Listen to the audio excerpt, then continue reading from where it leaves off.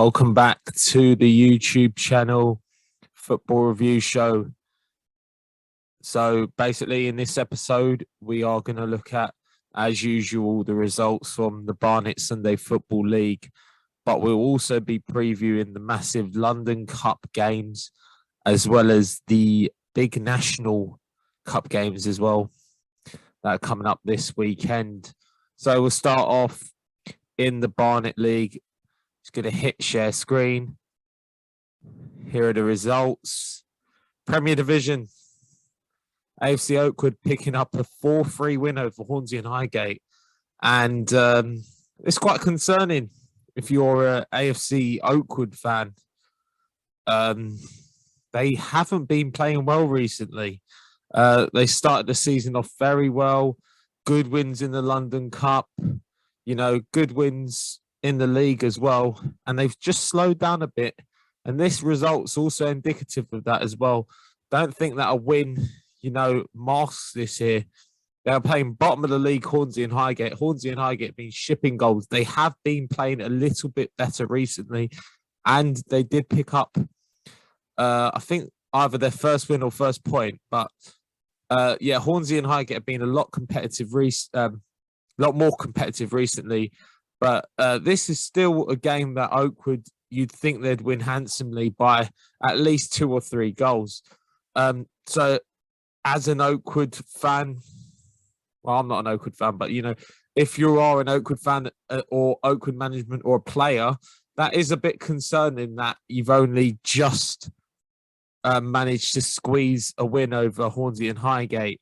In the other game in the Premier Division, the Wrong-uns, they were Wrong-uns today or on Sunday as they fell to a 5-2 defeat to Atletico Cerezo. Very big win for Atletico Cerezo. Keeps them in that mid-table, keeps teams like the Wrong-uns and Gower All-Stars at bay. And that's a very big result for them come the end of the season. So moving on to Division 1, no games in the Championship.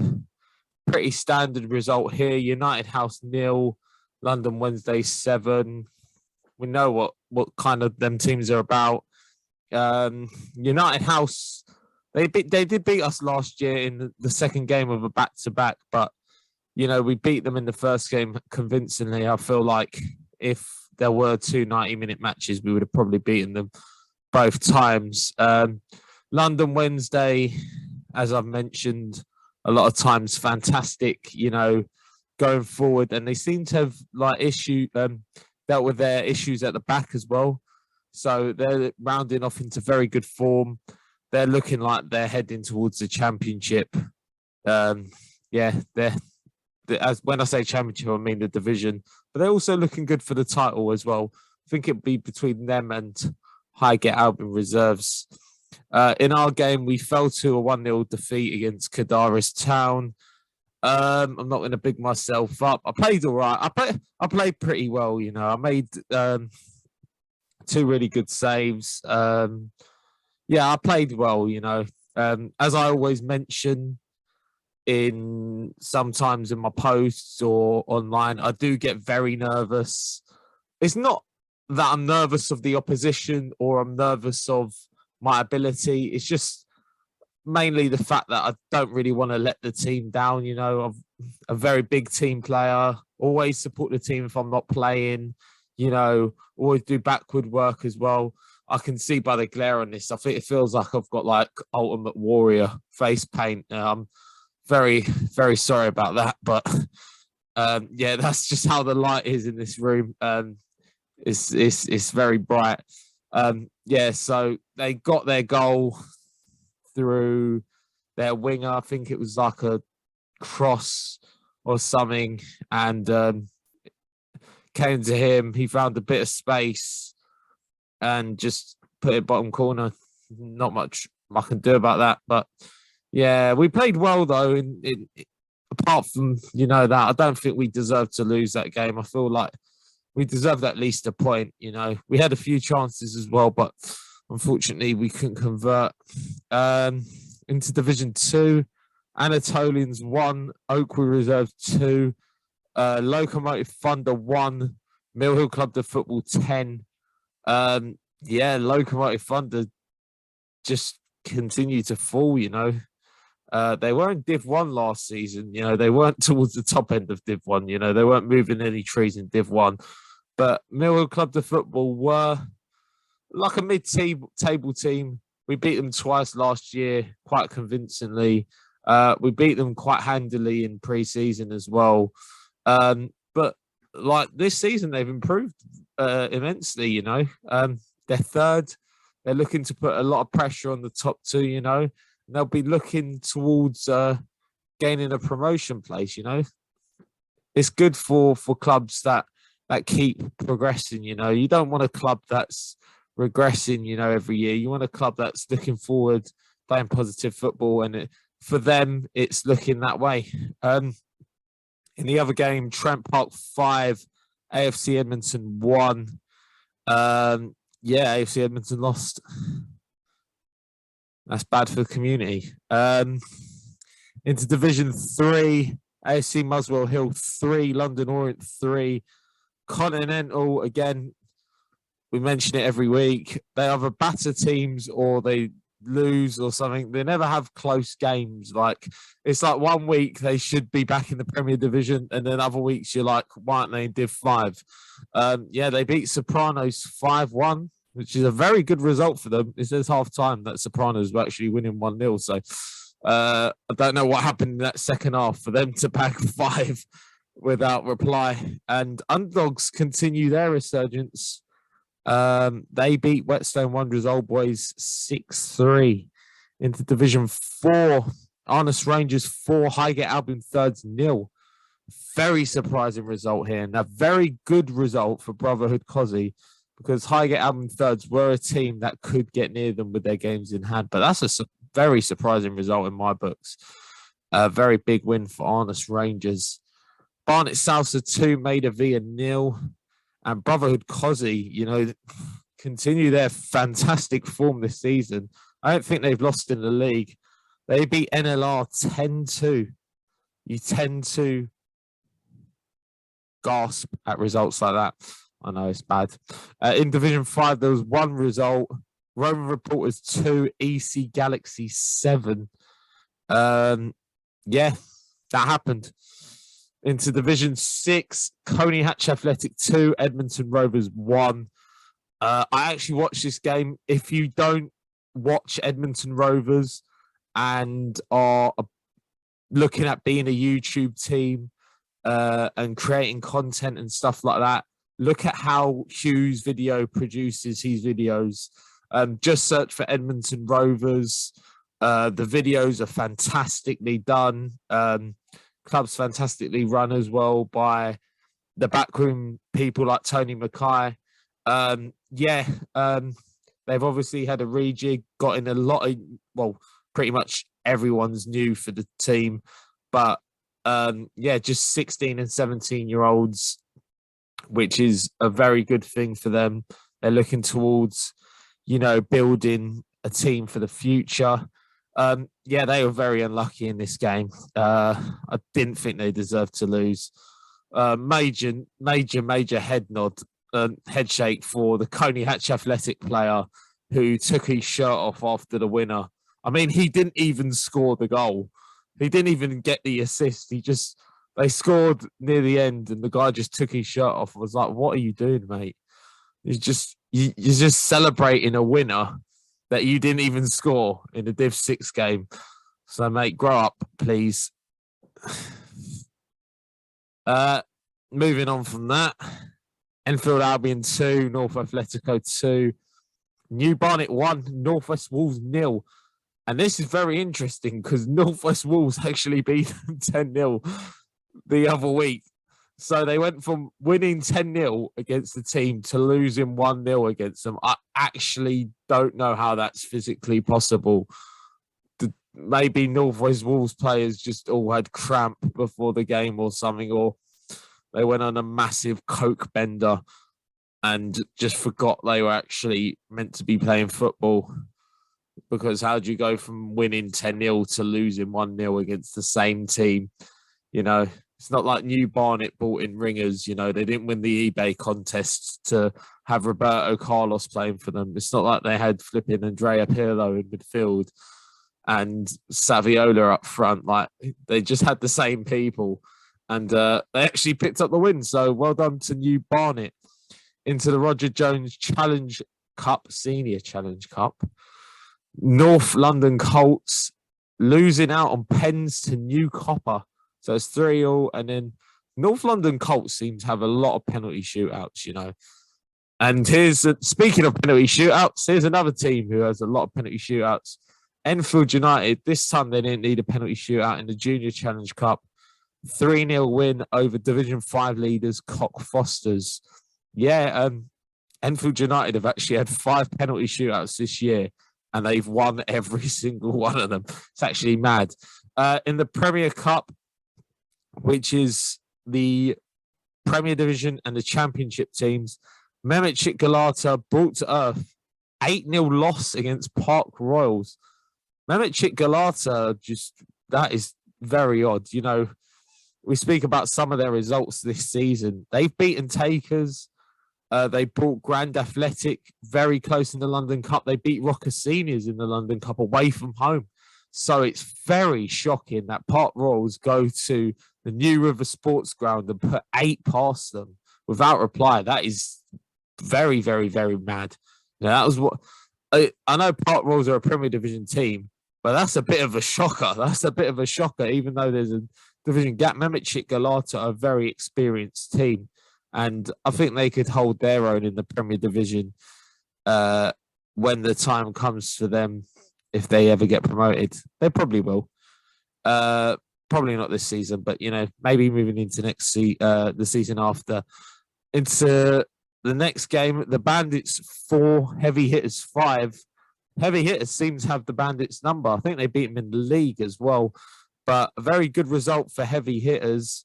And Zaza advancing on penalties, beating Gower All-Stars 2-1. I wouldn't want to see that penalty shootout. 2-1 win for Zaza. They move forward in the Premier Cup. In the Intermediate Cup, which is Div 1 and Div 2 teams, Peckenspore 1, Highgate Albion Reserves 1. Peckenspore going through on penalties. Bit of a shock there as well. We've played both teams. We played Peckenspore 2 weeks ago. Drew 3-3. I feel like we were the better team. I feel like we should have won that game. Highgate Albion Reserves, when they played us, they fully deserved the win. I feel like a 1-goal loss was a little bit flattering for us, even though we were very good in the second half. I feel like their first half performance was indicative of maybe a 2 or 3 goal lead. They just didn't take their chances. In the Junior Cup, Inter Mill Hill 2, North London Wanderers 3, and that's Div 3 and Div 4 teams. So North London Wanderers, who are top of Div 3, they're probably one of the favourites for that cup. And they show it here as they beat Inter Mill Hill handily.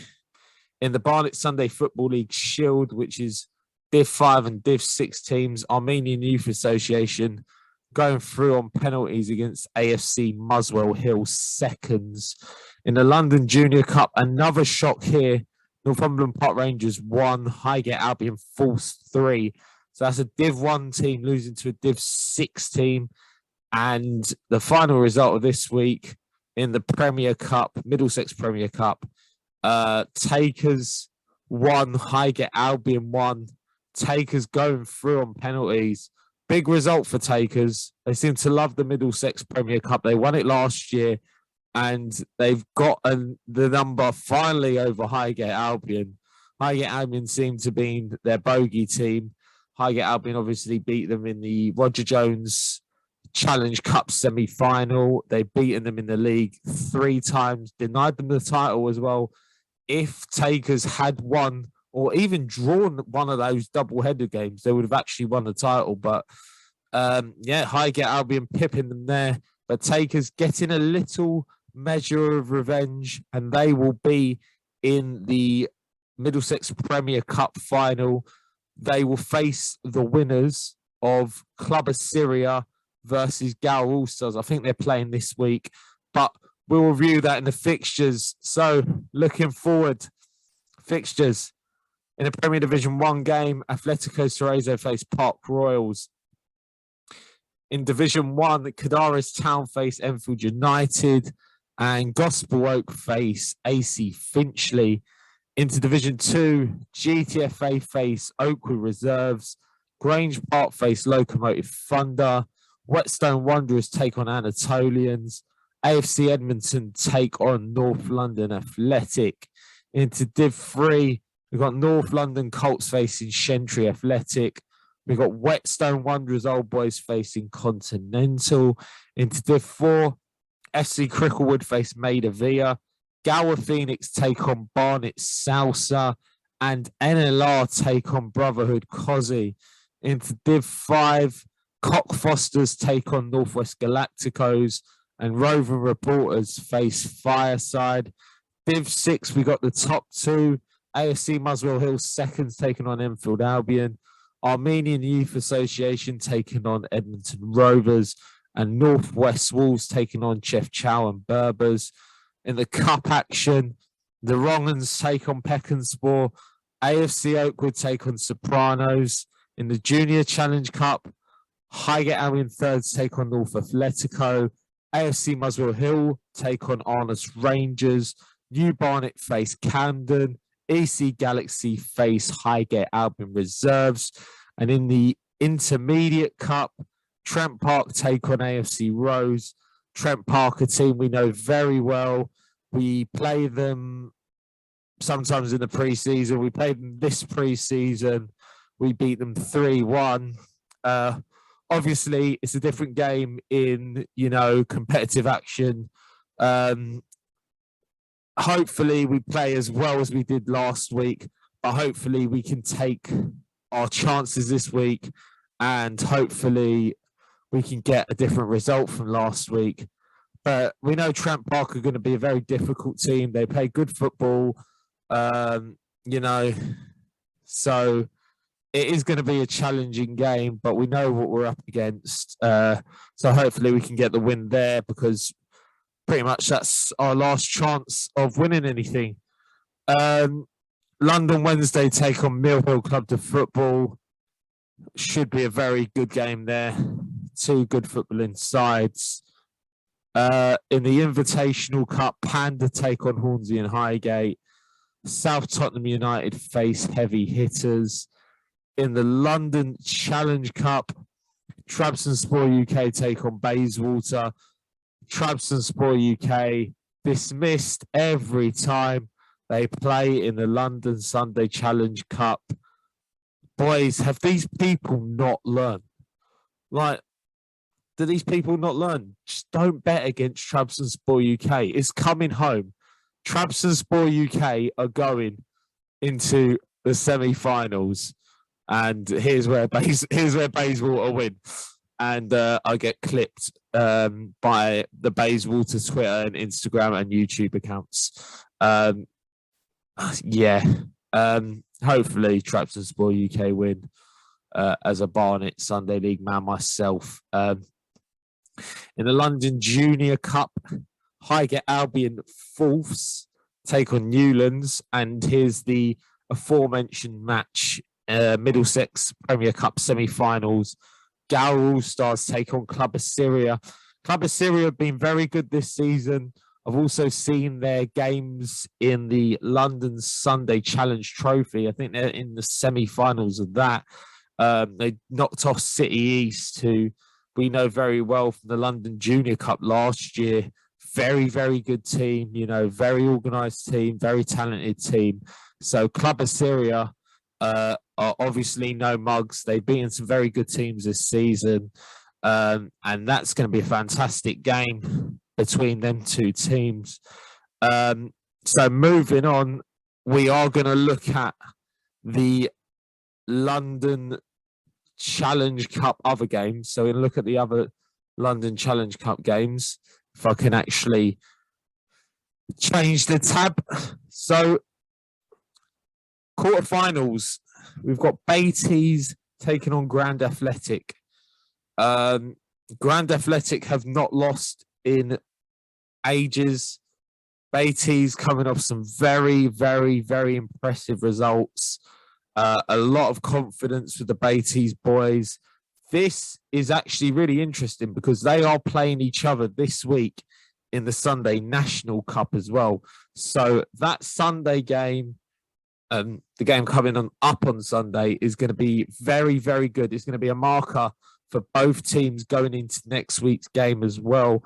Best of luck to both teams. I don't know who's going to win. I'm not going to make a prediction there, but it's going to be, I feel like it's a tie of the round. I feel like they're the two best teams left in the draw. And I feel like, whoever wins that should consider themselves favourites. In the next game, we have Hatch Lane from Essex Corinthian taking on Spartans. I think they're from Croydon Municipal. So I don't really know much about either team. All I know is Hatch Lane, they beat SE Dons. They've beaten Beatties this season. They've obviously got some very talented players. I have watched a couple of their YouTube videos, actually. So I wouldn't say I know nothing about them, but I've not been following them for that long. They're playing against the Spartans team who've done well in other cup competitions. I think they've done well in the Sunday Trophy last season. So obviously they're a very talented outfit. And we always say, what do we always say?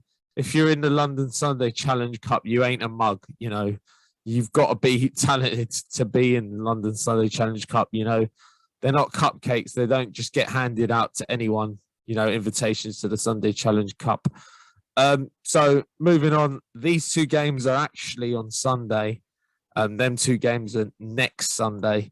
Highgate and Muswell Hill, who have knocked off Kenningwell, and they've knocked off a few other teams. I think they've knocked off heavy hitters as well. They take on Swag of the Southern Sunday. They beat Lambeth All Stars in a shocker in the last round.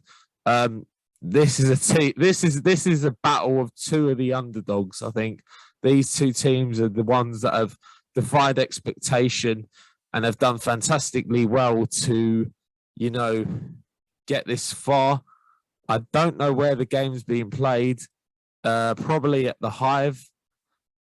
Yes, indeed it is. So if you want to watch that game, get down to the Hive. It's in Edgware. Yeah, go and see some football this weekend. Or you can go and see Trabzonspor Sport UK take on Bayswater. I don't get this as well. Like, this guy who's reffing is a Barnet League ref. Wouldn't you get a neutral ref for games? I'm quite weirded by that. Like, should we get neutral refs for like games like that? I don't know these refs. So I know Dimitri Anastasiou is. He's that refs world guy.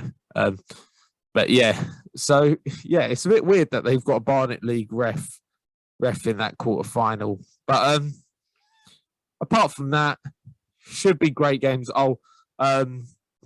That Trabzonspor UK games at Wadham Lodge match day centres, which is by the ground of Walthamstow Football Club.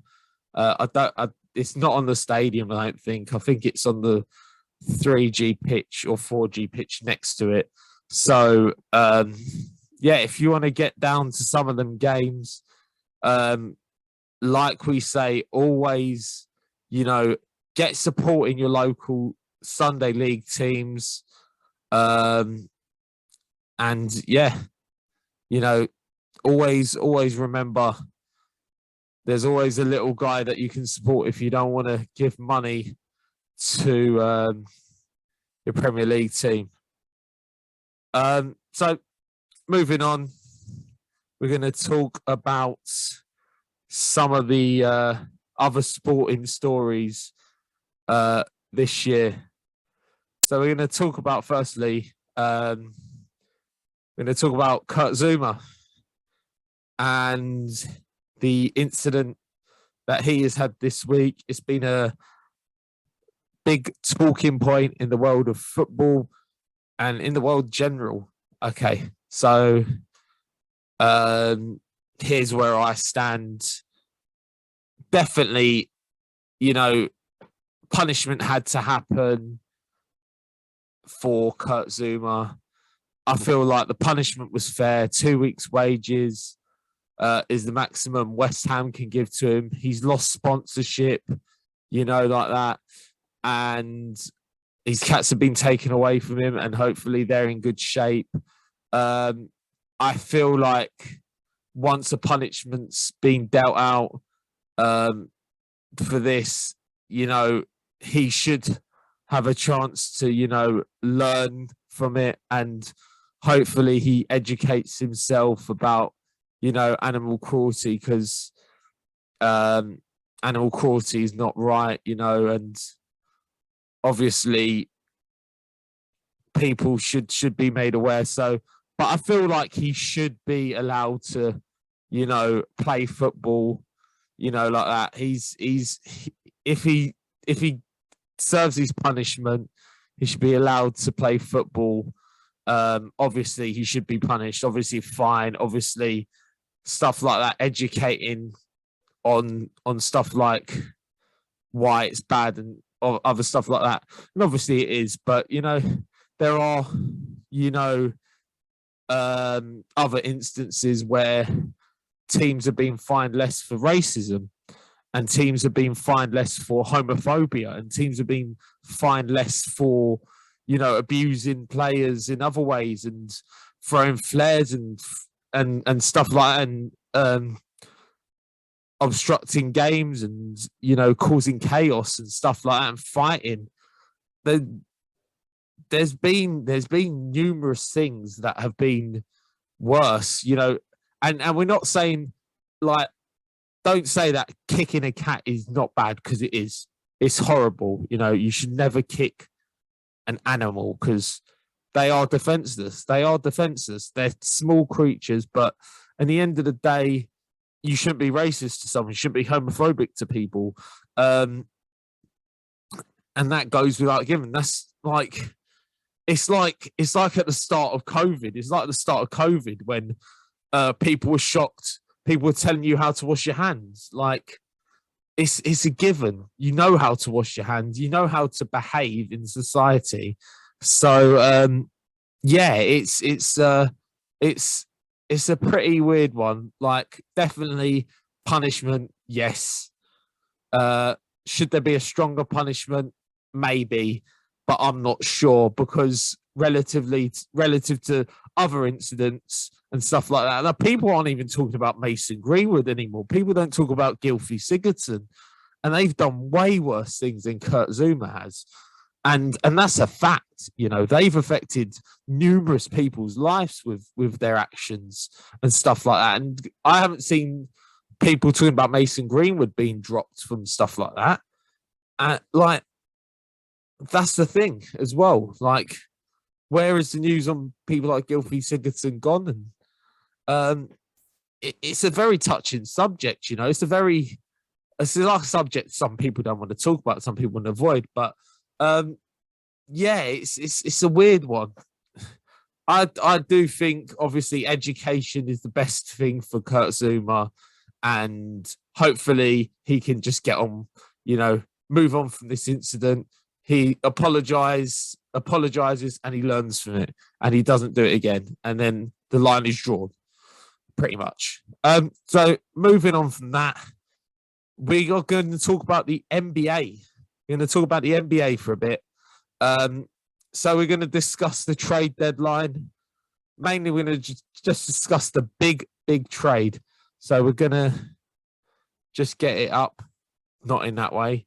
NBA trade. Sorry, I can't spell. NBA trades. So here we are. Bit of Bleacher Report. We're not going to listen to their thing, but Sorry, my screen sharing is actually paused. So we are going to resume it. Okay, so here we are, grading every deal, Bleacher Report. Here we go. So the first trade we're going to talk about is the Ben Simmons, James Harden trade. So Brooklyn received Ben Simmons, Seth Curry, Andre Drummond. They received 2 first-round picks as well, and one of them's top 8 protected. And the Sixers received James Harden and Paul Millsap. They've obviously given B grades for both teams. I do think the Nets got a little bit more out of this trade, in my view. So we'll look back at it. They got Ben Simmons. Obviously, he hasn't played this season. And people love to talk about Ben Simmons' shortcomings. It ain't getting a wife because have you seen who he's married to? Yeah. It ain't being a fantastic, athlete as well, because he's great at that. It's just the shooting. But my opinion, shooting is something you need to work at as well. So I do feel like maybe Sixers fans have a point when they say that someone should be better if they're getting paid 30 million. They need to pretty much work on their shooting because that's their job. But Ben Simmons is a fantastic playmaker. He's a great athlete. He can slash to the basket. He's a fantastic defender as well. On his day, he can be a very, very good asset for any team, especially defensively as well. Seth Curry, very underrated piece in this. He's a fantastic shooter as well. And he can provide offense for the Nets when Kyrie and maybe Kevin Durant ain't on the court as well. He can shoot the ball very well. Andre Drummond, fantastic pickup. I feel like the Nets bigs weren't great. They've had LaMarcus Aldridge, Blake Griffin, Nicholas Claxton, names that aren't really, scaring you. Andre Drummond, although he's not fantastic, I'm not saying Andre Drummond's going to take them to the moon, but he'll provide some energy. He'll get some rebounds for you, get some offensive boards. He's a great offensive rebounder. And hopefully for the Nets, he can do that. He can provide that energy, maybe off the bench. He can grab rebounds, he can get some second chance points and stuff like that. Make the Nets a bit more efficient. As for the Sixers, I don't mind this trade. They keep Tyrese Maxey, they keep Matisse Thybulle, but to be honest, they just get James Harden, and James Harden hasn't been maybe the James Harden of 2 seasons ago. He hasn't been as effective. How will James Harden get on with Joel Embiid? Who's going to take the minutes that Seth Curry has? Who's going to, step up? Will it be Furkan Korkmaz? Will it be Tyrese Maxey? Will it be Shake Milton? So I'm not entirely sure on the direction the Sixers are going to go there. I do think that they didn't give up the house for James Harden, but maybe they gave up maybe a piece too much. I'd like to see them, keep Seth Curry. He's a very good shooter. So moving on, Kristaps Porzingis traded to Washington for Spencer Dinwiddie and Davis Bertans. Jesus Christ. They gave the Mavericks a D here. Spencer Dinwiddie hasn't been fantastic, this year. I don't know why. They have got, Tim Hardaway. They have got Luka Doncic, Jalen Brunson. They have got a lot of, backcourt depth. So I'm not sure there, but obviously maybe Spencer Dinwiddie can run some point and create for like Luka Doncic. Doncic can play a bit off the ball. I like Davis Bertans. On his day, he's a fantastic shooter. That's on his day. But for me, the Wizards getting off 2 contracts. They've got Kristaps Porzingis. On his day, he's fantastic, and I think he'll be good for the Wizards. I mean, let's see what they do with Bradley Beal, but they've given a piece for Bradley Beal to be excited about when he comes back. If he comes back next season, they've got Porzingis. He's got 2 years left in his contract, or is it 1.5 years? But I think for me, he's got the potential still. He's not that old, but he can run the rims. He can shoot. He's a pretty good player. He has been an all-star as well. So as it says here, worst case scenario, because Davis Bertans wasn't on a great contract. So it says here the Wizards have traded for someone on a shorter yet more expensive contract than Bertans in Kristaps Porzingis. And if he recovers a lot of that form, it just didn't work out for him in Dallas. It was a decent move at the time, but it just didn't work out. And you can't really blame him. He's worked hard, but just didn't work out. So this is a decent trade for me. I know it won't shore up the Hornets' defense, but I do like Montrezl Harrell. He's a very good player, high energy. I feel like the Hornets, need another high energy player to fit in here. And because they have been slumping, I do feel like, though, they would have benefited getting a more defensive player and maybe a two-way player more, maybe a Miles Turner. But maybe they wanted a bit too much for Miles Turner. They gave up Ish Smith and Vernon Carey, so they didn't give up much. Ish Smith's minutes can obviously go to James Bouknight, and Vernon Carey he was in the mire anyway. Like, he was behind Plumlee, Harrell's there now, Nick Richards and PJ Washington. So he was getting no minutes, so it's not really a big loss for them. Derek White traded to the Celtics for Josh Richardson, Langford, and a 2022 first-round pick. I think it's a good trade for both teams, I think it's a very good trade for both teams. I feel like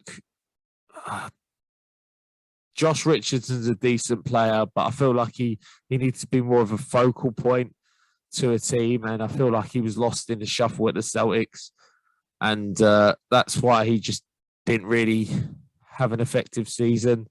Derek White's a pretty good player. He had been slumping a bit for the Spurs, but he still has a lot of, good potential, and I feel like he fits in as well here with the Celtics.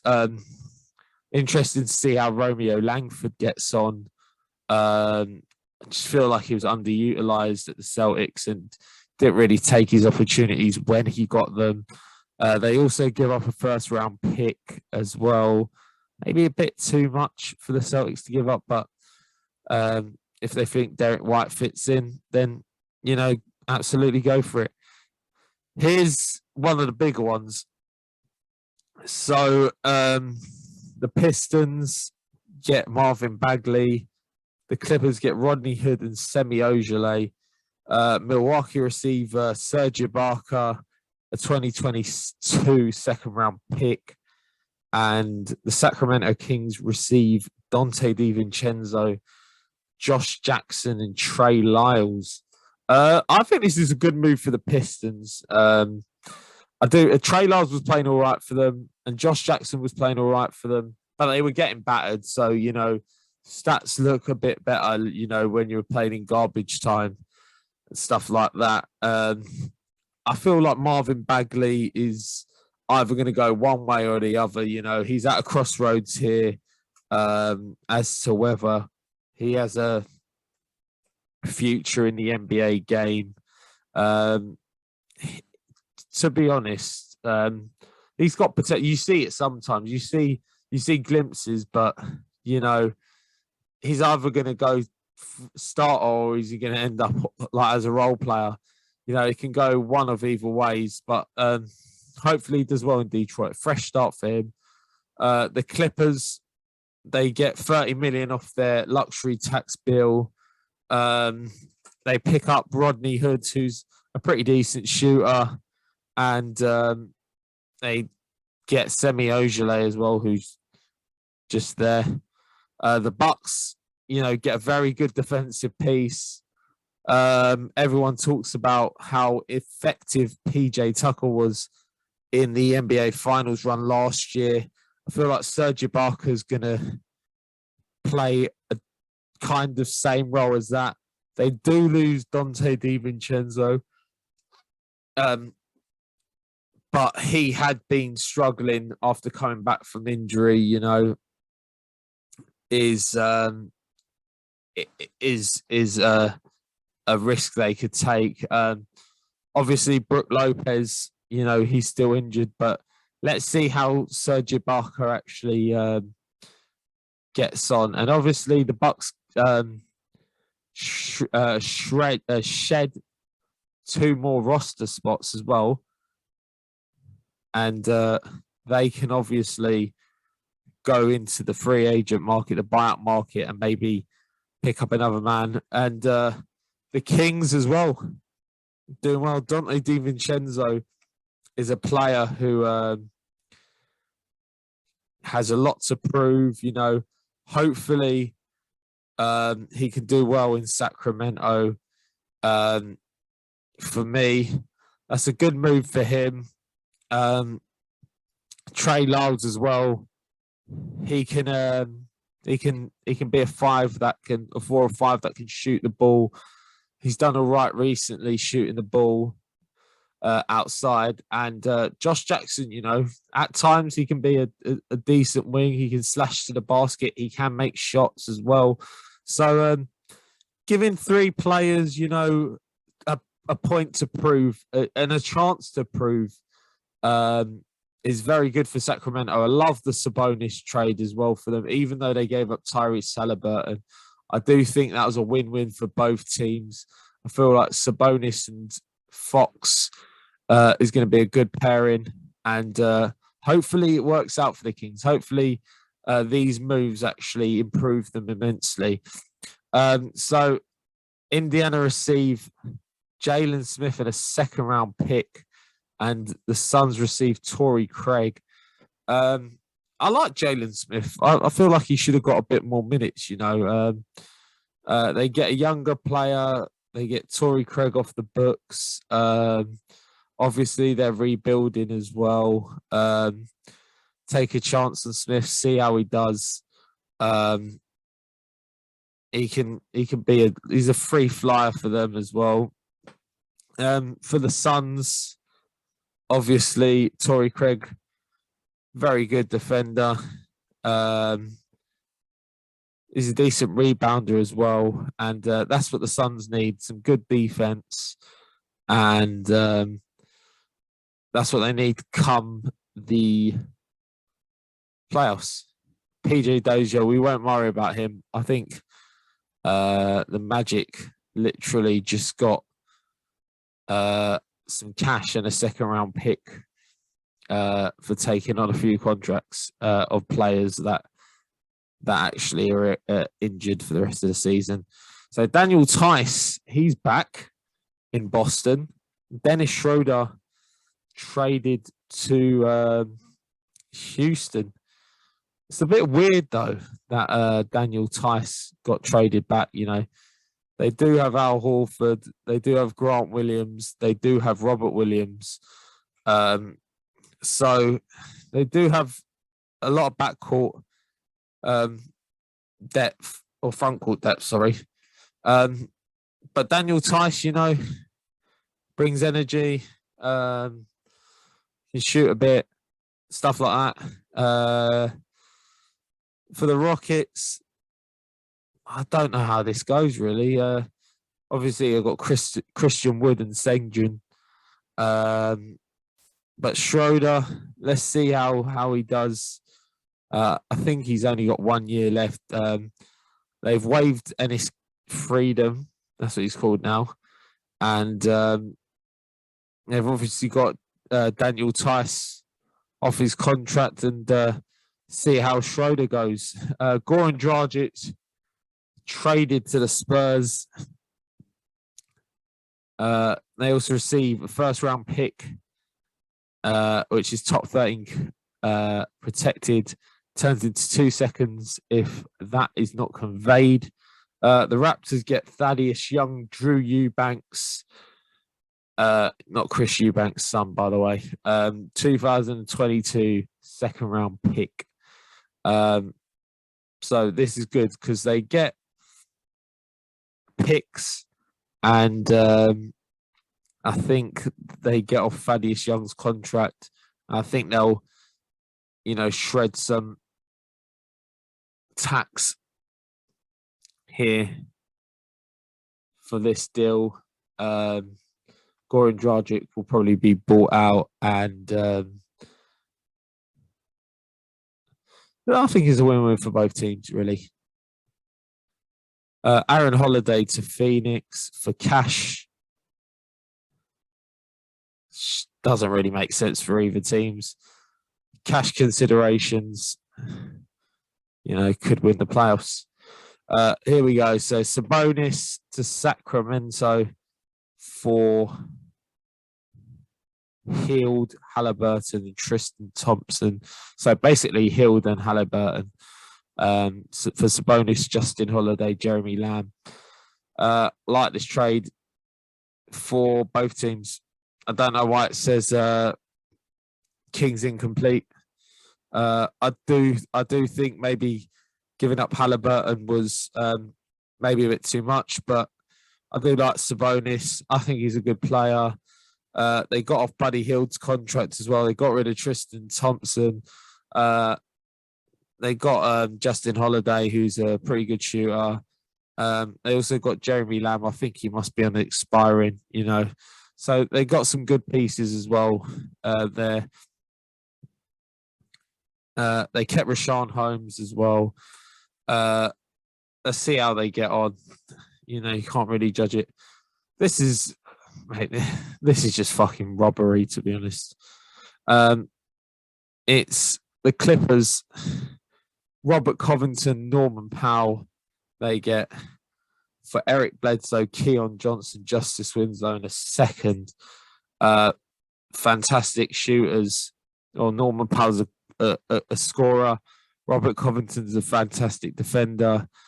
This just makes no sense to me for Portland. And moving on from that, CJ McCollum also traded. So it's not looking great for the Blazers. They did, get Josh Hart. They got a trade exception as well. But then they went and traded Nickeil Alexander-Walker away for basically nothing, which was weird. I don't know if that's on here. Here it is. I don't get why they got rid of him. I feel like he has some good potential in him, and I think he can do a lot of good things. And Utah will receive someone who can provide a scoring punch off the bench to kind of compensate from losing Joe Ingles. So that's the end of our NBA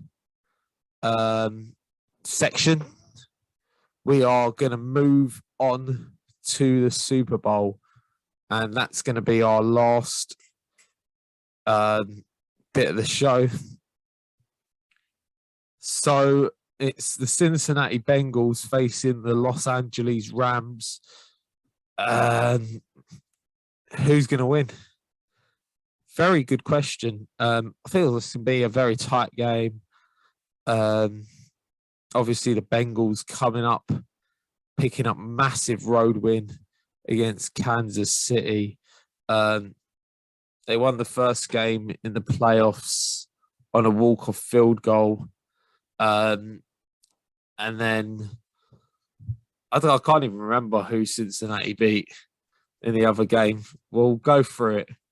We'll find Cincinnati Bengals. Obviously, the big win over the Chiefs. So yeah, it was first round they beat the Raiders 26-19. They then beat the Titans in the divisional round in a very close game. They won with a walk-off field goal, and then the overtime win against the Chiefs. I feel like the Chiefs lost that game. Obviously, the Bengals done very well to put pressure on Pat Mahomes, force him making mistakes, and but in my eyes, I feel like the Chiefs played scared. They played more not to lose than to win. They weren't very aggressive in some of their calls, and this allowed the Bengals to kind of grab momentum and win that game, and especially in the overtime as well. Last few minutes when the Chiefs were obviously down 3, going for the field goal instead of maybe, forcing it. They were playing a bit too safe, and then easy money after the interception. And the Bengals picking up, the AFC Championship. So they're going up against the Rams, and we'll look at how the Rams got here. So they started in the wild card round with a very convincing win over the Cardinals, and then they nearly shit their bed in, for me, the game of this year's NFL playoffs against the Buccaneers. They were cruising into the last quarter. I can't remember what the score was. It must have been about 27. I think it was 27-13, I think.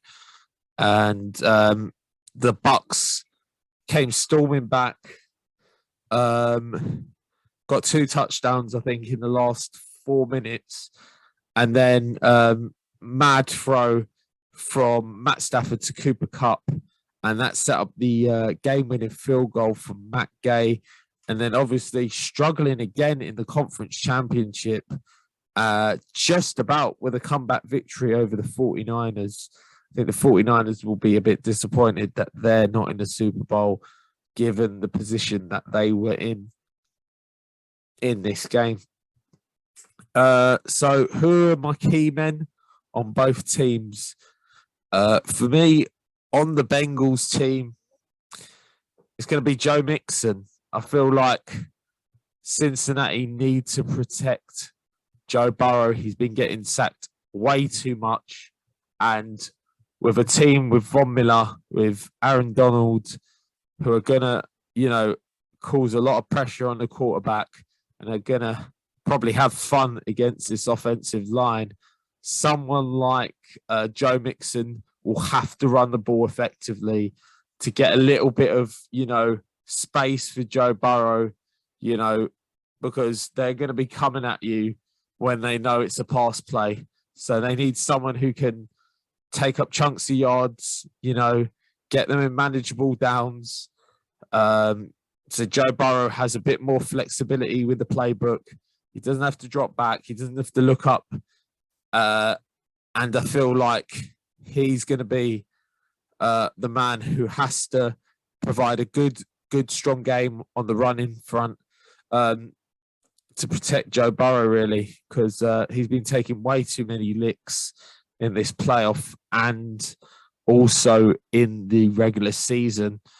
For me, for the Rams, it's the same thing. I'm going for Aaron Donald here. I think he'll be the main player on defense. I feel like he needs to be the man who can get to the quarterback. Can he cause this offensive line fits and, you know, cause turnovers, cause sacks and stuff like that? I feel like if he has a good game or has a relatively good game, the Rams should win. We're obviously looking at the two quarterbacks as well. Had their ups and downs in these playoffs as well. Had their magical moments. Matt Stafford, immensely talented. He's had a fantastic career. I know he hasn't won much because he was with the Lions, but that's not a reflection on how good he has been over the years. He has obviously not been on the greatest of teams. He's had some great teammates. Megatron, Calvin Johnson, one of them. But he's on a team with some very, very good. He's on the best team he's ever had. Cooper Kupp. You've got Odell Beckham as well. Tyler Higbee. You've got some very good, receivers from Van Jefferson as well. You've got a lot of talent, and I feel like this is his time. Matt Stafford. Can he go there and convert? And for me, on the other side, Jamar Chase. I feel like he should be. I think Cincinnati should use him in some unique ways, kind of like how San Francisco used Deebo Samuel. I feel like a little bit of trickeration, maybe use Joe Mixon and Jamar Chase, kind of get some, misdirection runs, some short passes into the runs, some screens, maybe to kind of get Jamar Chase in a bit of space, where he can cause havoc, because he's been very good in this postseason at just getting that little gap, getting that little 5-yard, 10-yard pass and making, a good decision and, cutting upfield and making, good yards. But it should be a fantastic game. I think it is on either BBC One or BBC Two if they decide to show a shit old American film. Or Sky Sports if you want to see Neil Reynolds. Yeah. That's the end of the show. Don't forget to like and subscribe. Leave a comment if you want. I'm not your parents. I'm not going to tell you off if you don't, but it helps the channel immensely, and I appreciate it. Thanks for watching, and I'll see you in the next one.